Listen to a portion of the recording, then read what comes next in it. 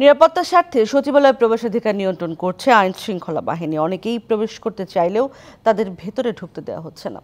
এদিকে আগুনের কারণ অনুসন্ধানে কাজ করছে তদন্ত কমিটির সদস্যরা। এরই মধ্যে ভবন পরিদর্শন করে আলামত সংগ্রহ করেছে। তবে তদন্ত অগ্রগতি নিয়ে এখনো কিছুই জানানো হয়নি।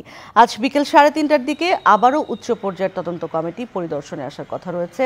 তারা আগুনের উৎস ও কারণ বের করার পাশাপাশি দুর্ঘটনায় কারো ব্যক্তিগত বা পেশাগত দায় দায়িত্ব আছে কিনা তা উদ্ঘাটন এবং দুর্ঘটনা প্রতিরোধে ও সচিবালয়ের সার্বিক নিরাপত্তার বিষয়ে সুপারিশ করবে। এদিকে সচিবালয় নিরাপত্তার স্বার্থে বেসরকারি সব প্রবেশ কার্ড বাতিল করা হয়েছে। এছাড়া অ্যাক্রিডিটেশন কার্ডের মাধ্যমে সাংবাদিকদের প্রবেশাধিকারও বাতিল করা হয়েছে। আগামী 15 দিনের মধ্যে অস্থায়ী প্রবেশ কার্ডের জন্য আবেদন করা যাবে। ঐক্য সংস্কার ও নির্বাচন ইস্যুতে দ্বিতীয় দিনের মতো জাতীয় সংলাপ চলছে। রাজধানীর খামারবাড়ির কৃষিবিদ ইনস্টিটিউশনে সকালে শুরু হয় এই সংলাপ। এই সংলাপ থেকে নির্বাচন ও সংস্কার বিষয়ে ঐক্যমত্যে পৌঁছানোর চেষ্টা করা হবে সাধারণ মানুষের কাছে। সংলাপে অন্তর্বর্তী সরকারের উপদেষ্টা, গণ অভ্যুত্থানের পক্ষের বিভিন্ন রাজনৈতিক দলের শীর্ষ নেতারা, ছাত্রনেতারা, নাগরিক সমাজ ও বিভিন্ন শ্রেণী পেশার প্রতিনিধিদের সাথে 20টি রাজনৈতিক দল অংশগ্রহণ করছেন। জুলাই অভ্যুত্থানে আহত ও শহীদ পরিবারের সদস্যরাও এতে বক্তব্য দেবেন। ফোরাম ফর বাংলাদেশ স্টাডিজ নামের একাডেমিক বিশ্লেষক ও গবেষকদের একটি প্ল্যাটফর্ম এই জাতীয় সংলাপের আয়োজন করে। চাঁদপুরের মেঘনা নদীতে জাহাজের 7 খুনের প্রকৃত রহস্য উদ্ঘাটন, বিচার সহ বিভিন্ন দাবিতে দ্বিতীয় দিনের মতো চলছে শ্রমিকদের কর্মবিরতি। কাজে চোখ না দেয়ায় বন্ধ আছে চট্টগ্রামের কর্ণফুলী নদীর 16টি ঘাট ও বন্দরের বহির্নোঙরে জাহাজ থেকে পণ্য খালাস। পাশাপাশি পায়রা ও মোংলা সমুদ্র বন্দরেও সব ধরনের পণ্য খালাস বন্ধ রয়েছে। দাবি আদায় না হওয়া পর্যন্ত কর্মসূচি চালিয়ে যাওয়ার কথা জানিয়েছেন চাঁদপুরের নৌ শ্রমিকরা। অচলাবস্থার সমাধান না হলে বন্দরে জাহাজ ও কন্টেইনার জটের আশঙ্কা করছেন সংশ্লিষ্টরা। পাশাপাশি নিত্যপণ্যের দামে প্রভাব পড়ার শঙ্কা আছে। এর আগে চাঁদপুরের মেঘনা নদীতে এমভি আল বাকেরা কার্গো জাহাজে 7 খুনের ঘটনায় প্রকৃত কারণ উদ্ঘাটন, জড়িতদের শাস্তি ও নিহতদের প্রত্যেক পরিবারকে 20 লাখ টাকা ক্ষতিপূরণ দেয়া সহ নৌপথে নিরাপত্তার দাবিতে বৃহস্পতিবার অনির্দিষ্টকালের কর্মবিরতির ডাক দেয় বাংলাদেশ নৌযান শ্রমিক ফেডারেশন। তবে যাত্রীবাহী নৌযান এই কর্মসূচির আওতামুক্ত রয়েছে। দেশব্যাপী নৌযান শ্রমিকদের কর্মবিরতিতে চট্টগ্রাম বন্দরের বহির্নোঙর ও কর্ণফুলীর 16টি ঘাটে সব ধরনের পণ্য খালাস বন্ধ রয়েছে। এ বিষয়ে আরও জানাতে এই মুহূর্তে চট্টগ্রাম থেকে যুক্ত হচ্ছেন সহকর্মী মাসুদুল হক। মাসুদ, বন্দরের পণ্য খালাস বন্ধে পরিস্থিতি কি দেখছেন এই মুহূর্তে? তারা কখন এই কর্মবিরতি উইথড্র করতে পারেন কিছু জানা গেল কিনা? এই মুহূর্তে আমি রয়েছি চট্টগ্রামের কর্ণফুলীর বাংলাবাজার ঘাটে। এখানে আপনারা জানেন গতকাল থেকে কিন্তু এখানে সকল ধরনের পণ্য খালাস, অর্থাৎ ঘাটে পণ্য খালাস বন্ধ রয়েছে। একই সাথে চট্টগ্রাম বন্দরের বহির্নোঙরে পণ্য খালাস বন্ধ রয়েছে। বাংলাদেশ ওয়াটার ট্রান্সপোর্ট সেলের সূত্রে আমরা জানতে পেরেছি এই মুহূর্তে চট্টগ্রাম বন্দরে প্রায় 20টির অধিক মাদার ভেসেল রয়েছে, অর্থাৎ বড় জাহাজ রয়েছে। সেখান থেকে কিন্তু লাইটার জাহাজ, অর্থাৎ ছোটো জাহাজে করে দেশের বিভিন্ন প্রান্তে কিন্তু বিভিন্ন পণ্য আসলে পাঠানো হয়। গতকাল থেকে কিন্তু সেই আপনার সব ধরনের কাজ বন্ধ। একই সাথে এই 16টি ঘাটে কর্ণফুলী সেখানেও সকল ধরনের কাজ বন্ধ। তবে বন্দরের অভ্যন্তর থেকে কিন্তু পণ্য ডেলিভারি স্বাভাবিক রয়েছে। এবং এখানে একটু আগে যারা আন্দোলনকারী শ্রমিক তারা কিন্তু একটু আগে আপনার এখানে বিক্ষোভ করেছেন, মিছিল করেছেন, তাদের কাছে আসতে চাই। যদি বলতেন আপনাদের যে আন্দোলনটার সর্বশেষ কী অবস্থা? আমাদের যে আন্দোলন প্রক্রিয়া দিন এখন চলতেছে, এখনও পর্যন্ত সরকার আমাদেরকে কোনো আশ্বাস দেয় নাই, এখনও পর্যন্ত আমাদের সাথে কোনো কথা হয় নাই, আমাদের শ্রমিকদেরকে কোনো সান্ত্বনামূলক কিছু বলে নাই। ইতিমধ্যে এই ধর্মঘটের ভিতরেও আমাদের ধর্মগঞ্জ একটা জাহাজ খবর পাচ্ছি আজকে রাত্র ডাকাতি হয়েছে। কিন্তু আমরা সুনিশ্চিত করতে হবে আমাদের এই নৌ চলাচল আমাদের সারা বাংলাদেশ, যেমন আমরা এখন কর্মবিরতি পালন করতেছি সারা বাংলাদেশ, চট্টগ্রাম 16টা ঘাট বন্ধ, নগরবাড়ি, বাগাবাড়ি, বরিশাল, খুলনা, আশুগঞ্জ সব ধরনের নৌ চলাচল বন্ধ এবং আউটারে লোডিং আনলোডিং সম্পূর্ণ বন্ধ। কিন্তু আমাদের 100% নিশ্চিত করতে হবে কোস্টগার্ড, নৌ পুলিশ আমাদের নৌপথে আর জাহাজে কোনো প্রকারের চাঁদাবাজি এবং সন্ত্রাসী আমরা অকালে যেন মৃত্যু আর বরণ না হয়, এটা সরকারের কাছে অনুরোধ জানাবো। এবং অতি দ্রুত আমাদের এই সমস্যাগুলো, আমাদের দাবিগুলো মেনে নিতে হবে। আর না হয় আমরা লাগাতার কর্মবিরতি আরও কঠোরভাবে আমরা প্রস্তুতি নিব। আপনাকে ধন্যবাদ আশা যুক্ত হওয়ার জন্য। এখন একই সাথে জানতে চাই, এই মুহূর্তে চট্টগ্রাম বন্দরের যে অবস্থা, যদি সেখানে যদি জাহাজ জট হয় সেক্ষেত্রে বন্দর হবে কন্টেনার জট, এবং এর প্রভাব পড়বে কিন্তু বিভিন্ন ভোগ্যপণ্যের বাজারের মধ্যে, এবং এর ফলে বিভিন্ন ভোগ্যপণ্যের দাম বৃদ্ধির একটা আশঙ্কা রয়েছে। তাই যারা এখানে আন্দোলনকারী তাদের দাবি হচ্ছে এই বিষয়টি যাতে তাড়াতাড়ি আসলে সমাধান করা হয়। তো এই ছিল আমার কাছে আপনার খবর। অনেক ধন্যবাদ আপনাকে। মায়ের কান্না এখনো থামেনি। স্বপ্ন দেখেন ছেলে তার কাছে সে ভাত খেতে চায়। জুলাই বিপ্লবে দিনাজপুরের একমাত্র শহীদ রাহুল, তার সাহসী স্মৃতি বন্ধুদের কাছে অমলিন। আর্থিক সহায়তা পেলেও শহীদ পরিবারের দাবি ফ্যাসিস্টরা যেন ক্ষমতায় না আসে।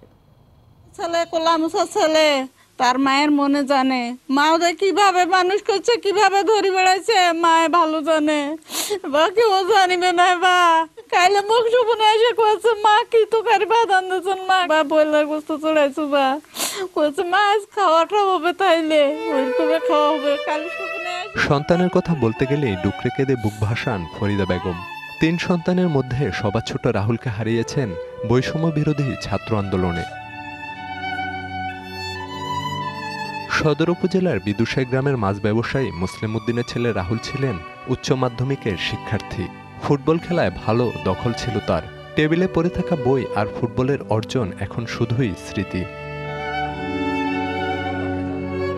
4 আগস্ট জর্জকোট এলাকায় পুলিশের সাথে ধাওয়া পাল্টা দেওয়ার সময় সহযোদ্ধা জাহিদ বলছেন, প্রথমবার গুলিবিদ্ধ হয়েও মাঠ ছাড়েনি রাহুল। তবে দ্বিতীয়বার গুলি ও টিয়ারশেলের আঘাতে গুরুতর আহত হয়। 9 আগস্ট নিভে যায় এই তরুণ তুর্কির জীবন প্রদীপ। 4 তারিখে সকাল 11টার দিক তো পুলিশ পিছাইতে শুরু করে, আমরা আগাইতে শুরু করি। যখন ছিলাম আমরা কাছারি ওইখানে গেছিলাম, তখন পর্যন্ত একসাথে ছিলাম। তো তখন গিয়ে তখন মনে করেন যে রবিউল ইসলাম রাহুল যে ওই মানে গুলি খায়, গুলিবিদ্ধ হয়। গুলিবিদ্ধ হওয়ার পরে মনে করে মাঠ ছেড়ে পালাই আসে নাই। সাহসের সাথে নির্ভীকতার সাথে ছিল মাঠে। প্রতিদিন তো কোনো না কোনো সময় ওর কথা মনে পড়তেছে, ওঝরে চোখ দিয়ে জল পানি পড়তেছে। ছেলের কথা মনে পড়লে কবরের পাশে দাঁড়িয়ে থাকেন মুসলিম উদ্দিন। নৃশংস হত্যায় জড়িতদের কঠিন শাস্তি চান। বৈষম্য বিরোধী আন্দোলনে যায় মৃত্যু বরণ করেছে। আমার একটাই চাওয়া, এই ফেসিবাদী সরকার যেন আর ক্ষমতায় আসতে না পারে। এই ফেসিবাদী সরকার যদি আবার আসে ক্ষমতায়, আরো হাজার হাজার বাম্মার বুক খালি হয়ে যাবে। সম্প্রতি জুলাই স্মৃতি ফাউন্ডেশন থেকে 5 লাখ টাকা সহায়তা পেয়েছে রাহুলের পরিবার। Khalid Hasan, BBC news desk. তীব্র শীতে কাঁপছে উত্তরের জনপদ। আজ দেশের সর্বনিম্ন তাপমাত্রা রেকর্ড করা হয়েছে পঞ্চগড়ের তেঁতুলিয়ায় 9.5 ডিগ্রি সেলসিয়াস। টানা 5 দিন ধরে পঞ্চগড়ে চলছে মৃদু শৈত্যপ্রবাহ। এদিকে হিমালয় থেকে আসা হিমেল হাওয়া শীতের তীব্রতা আরও বাড়িয়ে দিচ্ছে। বেলা গড়িয়ে বিকেল হতেই জেলায় শীতের তীব্রতা অনুভূত হচ্ছে। সন্ধ্যার পর থেকে হালকা কুয়াশার দেখা মিলছে। কনকনে ঠান্ডা আর হিমেল বাতাসে ডায়রিয়া, শ্বাসকষ্ট সহ শীতজনিত নানা রোগে আক্রান্ত হচ্ছে বয়স্ক ও শিশুরা। এদিকে জানুয়ারির প্রথম সপ্তাহে মৃদু শৈত্যপ্রবাহের পূর্বাভাস দিয়েছে আবহাওয়া অধিদপ্তর।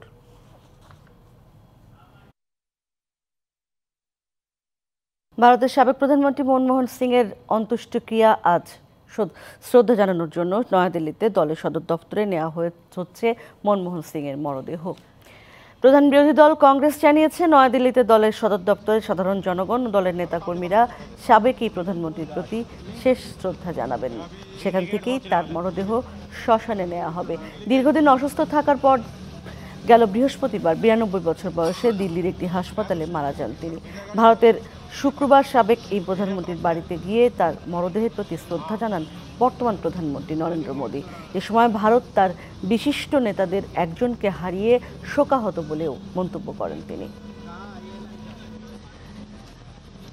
ভিনিসিয়াস জুনিয়রের ব্যালন ডি'অর পুরস্কার না পাওয়াটা ছিল অন্যায় বললেন রিয়াল মাদ্রিদের সাবেক তারকা ক্রিস্টিয়ানো রোনালদো।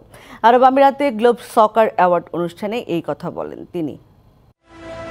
কেউ বলেন দুবাই ডি'অর, আবার কেউ বলেন রোনালদো ডি'অর। যে নামেই ডাকা হোক, ব্যালন ডি'অর এবং ফিফা দ্য বেস্টের পর অন্যতম ফুটবল পুরস্কার হিসেবে ইতিমধ্যে আলোচনায় চলে এসেছে গ্লোব সকার অ্যাওয়ার্ড।